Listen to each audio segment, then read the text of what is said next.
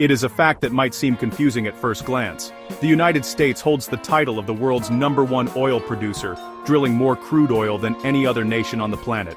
This surge in production, driven by technological advancements in shale fields, has reshaped global energy markets. Yet, at the same time, America is also one of the world's largest importers of foreign oil. Every day, massive tankers from countries like Canada, Mexico, and even Saudi Arabia arrive at U.S. ports, delivering millions of barrels of crude. This situation creates a puzzling question. If the U.S. produces so much of its own oil, why does it need to buy so much from other countries? This apparent contradiction is not the result of a simple oversight or a failure in planning. Instead, it is the outcome of a complex web of economic, logistical, and historical factors. The type of oil America produces is fundamentally different from the type its refineries are designed to handle. Decades-old laws make it more expensive to ship oil within the country than to import it from abroad. Furthermore, the nation's vast pipeline network doesn't connect all the major production zones with the areas of highest demand. Understanding this paradox is key to grasping the realities of the modern energy landscape and America's unique position within it. The story of American oil is not just about what comes out of the ground. It is also about where it can go and what it can be turned into. The journey from an oil well in Texas to the gasoline in your car's tank is far from straightforward. It involves a global supply chain where economic efficiency often trumps national origin.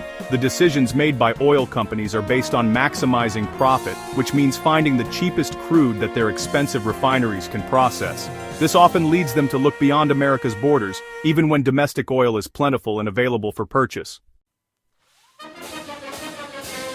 To truly understand America's position in the global energy market, we must first look at the sheer scale of its production and consumption. As of 2024, the United States is producing oil at a record-breaking pace. Recent figures show that U.S. oil production has reached an astonishing 13.4 million barrels per day.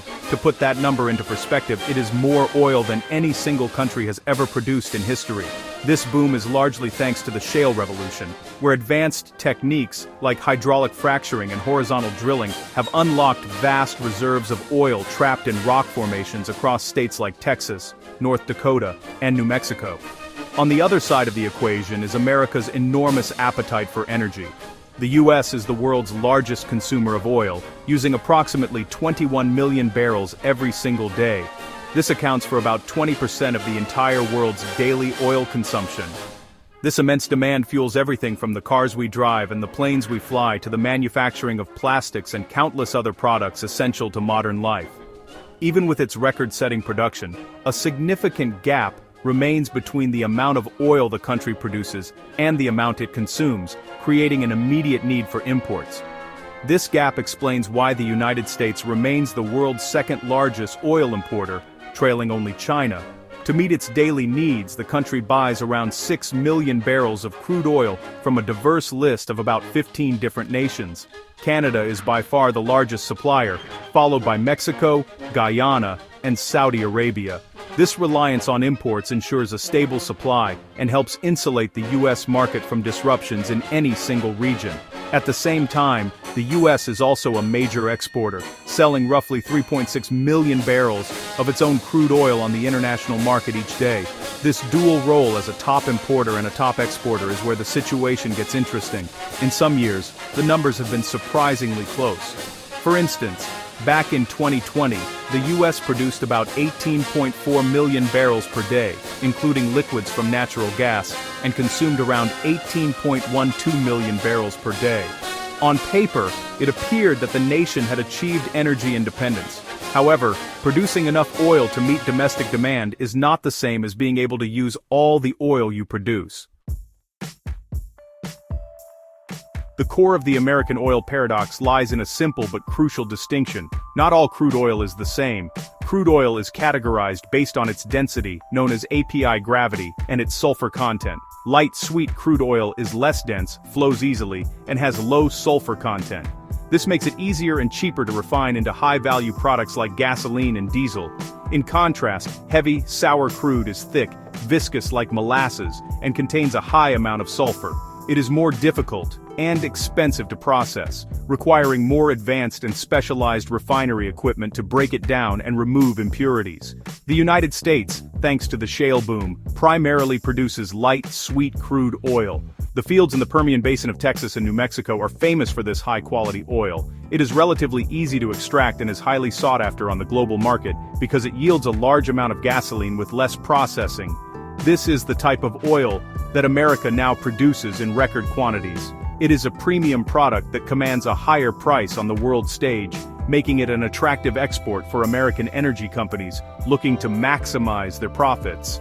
However, there is a major mismatch between what the U.S. produces and what its refining industry is equipped to handle. A significant portion of America's refinery infrastructure, particularly the massive complexes along the Gulf Coast, was built or upgraded decades ago. During that time, the U.S. was importing large quantities of heavy, sour crude from countries like Venezuela, Mexico, and Canada. To process this cheaper, lower-quality oil, companies invested billions of dollars in complex machinery like cokers and hydrocrackers.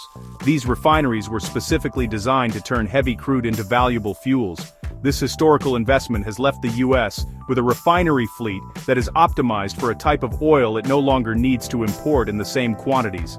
These heavy oil refineries cannot simply switch to processing the light, sweet crude that is now abundant domestically. It is like having a state-of-the-art kitchen designed for baking complex cakes, but suddenly finding your pantry is full of ingredients for making simple salads. The equipment is not suited for the job. As a result, it is often more economical for these refineries to continue importing heavy crude from abroad while Given the mismatch between domestic oil production and refinery capabilities, an obvious question arises: why not just upgrade the refineries? If the U.S. is awash in light, sweet crude, it seems logical to reconfigure the plants to process it. However, the economic reality of such an undertaking is staggering. Modifying a single large-scale refinery to efficiently handle a different type of crude oil is not a simple task. It involves a massive capital investment, with costs for even minor retooling projects estimated to be between $50 million and $100 million per facility. It is a complex and time-consuming process. For a complete overhaul, which would be necessary for many of the refineries designed for heavy crude, the costs skyrocket into the billions of dollars for just one plant. As of early 2024, there were 132 active oil refineries operating in the United States. To reconfigure the entire fleet, or even just the major refineries on the Gulf Coast, the total investment could easily reach $130 billion to $200 billion, if not more. For oil companies, this represents an enormous financial gamble, with a very uncertain return on investment, especially in a world that is gradually shifting towards renewable energy sources. The long-term outlook for fossil fuels further complicates the decision. Governments around the world, including in the United States, are implementing policies aimed at reducing carbon emissions and encouraging a transition to cleaner energy. Committing billions of dollars to a refinery upgrade that might take years to complete and decades to pay off is a risky proposition. Companies are hesitant to make such a massive investment in infrastructure that could face stricter regulations or diminished demand in the future. The financial incentive simply is not there, especially when the current system of exporting light oil and importing heavy oil remains profitable. Therefore, the path of least resistance and greatest economic sense is to maintain the status quo. Refineries continue to import the heavy, sour crude they were built to process, often buying it at a discount compared to the lighter grades. Meanwhile, U.S. oil producers find ready buyers for their light, sweet crude on the international market. This global trade allows each party to optimize its operations based on existing infrastructure. The refineries get the feedstock they need at a good price, and the producers get the highest possible price for their product. It is a pragmatic solution, even if it contributes to the paradox of America's oil trade. Beyond the technical challenges of refining, the logistics of moving oil within the United States are governed by a century-old law with profound modern-day consequences. This law is the Merchant Marine Act of 1920, more commonly known as the Jones Act. It mandates that any goods shipped between two U.S. ports must be transported on vessels that are built, owned, and crewed by American citizens. The original intent of the law was to support the U.S. shipbuilding industry and ensure a ready fleet of merchant mariners in case of a national emergency. However, it has had a major and costly impact on domestic oil transportation. The requirements of the Jones Act mean that there is a very limited fleet of qualifying tankers available to move oil from one U.S. port to another. This lack of competition, combined with higher labor and construction costs for American-made ships, makes domestic shipping extraordinarily expensive.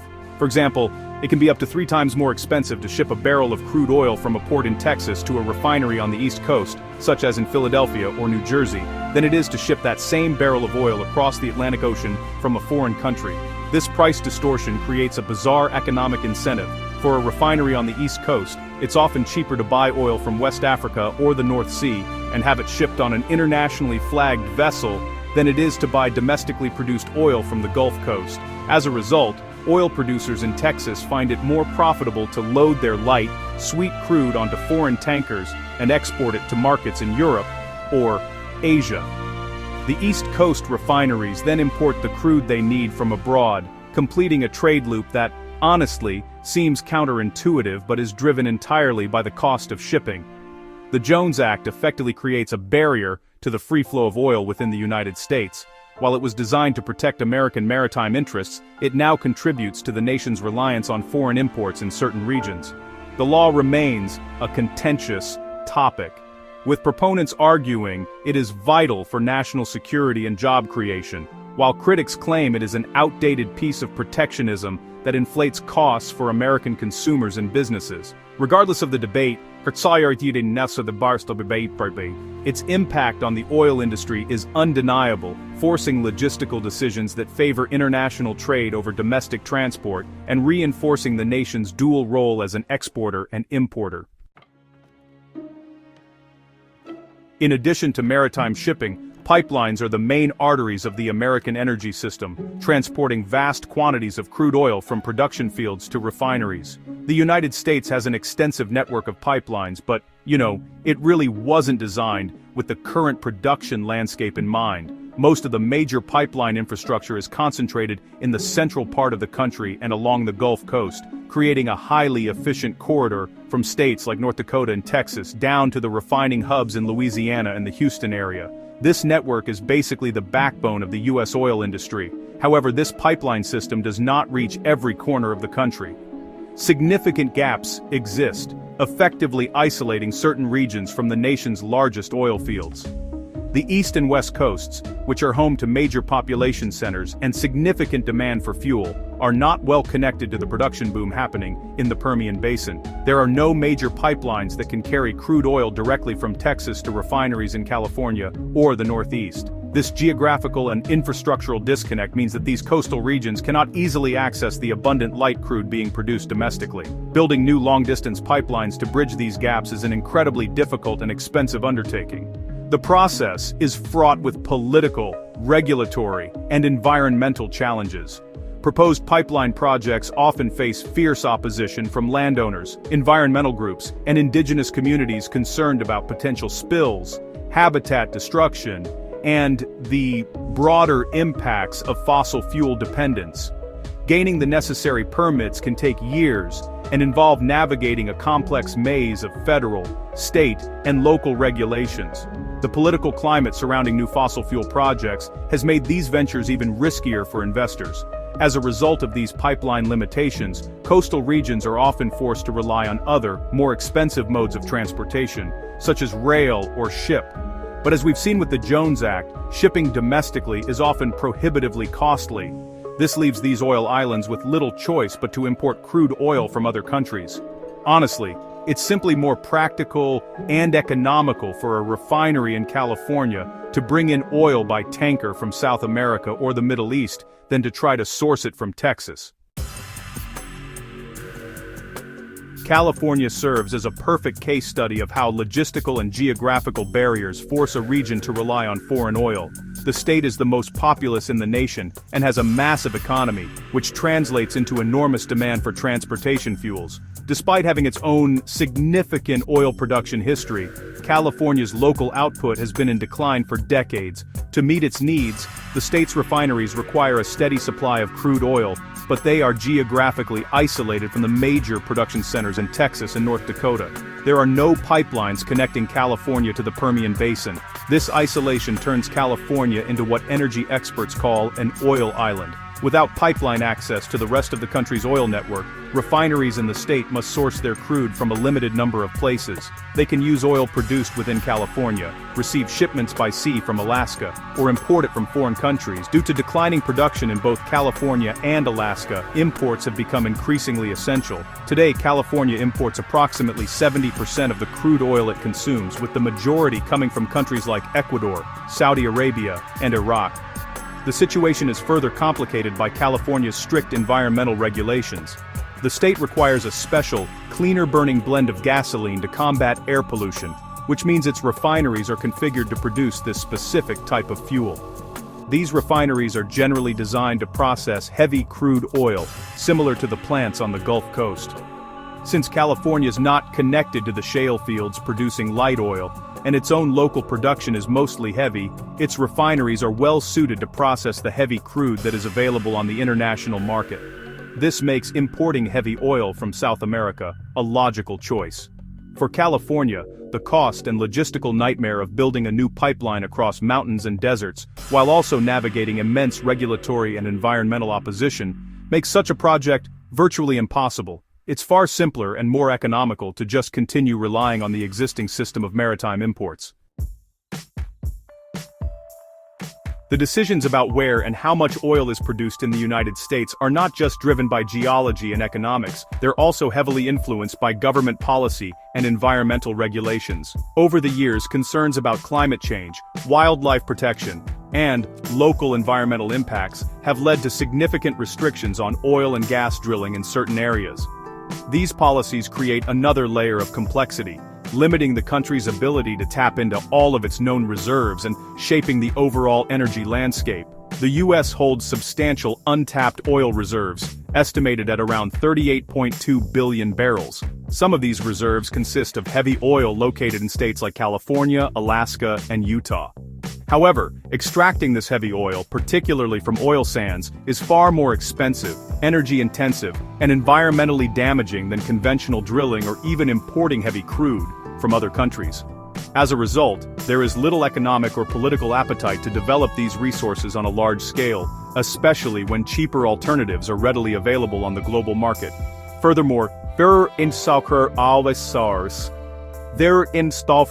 the federal government has actively moved to protect ecologically sensitive areas from fossil fuel exploration. For example, in April 2024, the government banned drilling on nearly half of the National Petroleum Reserve in Alaska. This decision was made to safeguard the habitat of critical wildlife, including polar bears, caribou, and migratory birds. While such measures are celebrated by environmental advocates as crucial for conservation, they also place vast oil and gas deposits permanently off-limits, reducing the potential for future domestic production and reinforcing the need for imports to meet long-term demand. These environmental policies reflect a broader societal shift and a growing political will to transition away from fossil fuels. This trend creates uncertainty for the oil industry and discourages long-term investments in new exploration and infrastructure. Why would a company spend billions to develop a new oil field or build a new pipeline if future regulations could render that investment obsolete? This policy-driven headwind, combined with the practical challenges of extraction and refining, ensures that In the end, America's perplexing role as the world's top oil producer and one of its top importers is not a contradiction, but a logical outcome of a global balancing act. The nation produces a product, light, sweet crude, that is highly valued on the world market, but is not a perfect match for its own industrial hardware. Its refineries, built in a different era, are geared to process the heavy, sour crude that other countries produce in abundance and sell at a lower price. This fundamental mismatch between production and processing capability is the central pillar of the entire dynamic. This situation is reinforced by powerful economic and logistical forces. The Jones Act makes it prohibitively expensive to ship domestic crude between U.S. coasts, creating economic incentives for East Coast refineries to import oil from across the Atlantic. Meanwhile, The absence of a comprehensive pipeline network leaves major markets like California isolated, forcing them to rely on tankers bringing oil from foreign shores. Building new pipelines or overhauling the nation's entire refinery fleet would require hundreds of billions of dollars, an investment no company is willing to make amid growing uncertainty about the long-term future of fossil fuels. Environmental policies and conservation efforts further constrain domestic options. By placing large, ecologically sensitive areas off-limits to drilling, the government limits the potential for future supply and signals a clear direction away from fossil fuel dependency. This policy landscape discourages the massive, long-term investments that would be needed to reshore the entire oil supply chain. It's simply more practical and profitable for the industry to operate within the existing global system, where supply and demand are optimized across international borders. Ultimately, the United States participates in the global oil market just like any other country. It sells what it has an excess of and buys what it needs. It exports its high-quality light crude to the highest bidder and imports the cheaper, heavy crude that its refineries are designed for. This intricate dance of exports and imports is a testament to the efficiency of the free market, where price, logistics, and infrastructure dictate the flow of resources. While the idea of American energy independence is appealing, the reality is far more complex, woven into a global web of trade that is unlikely to change anytime soon.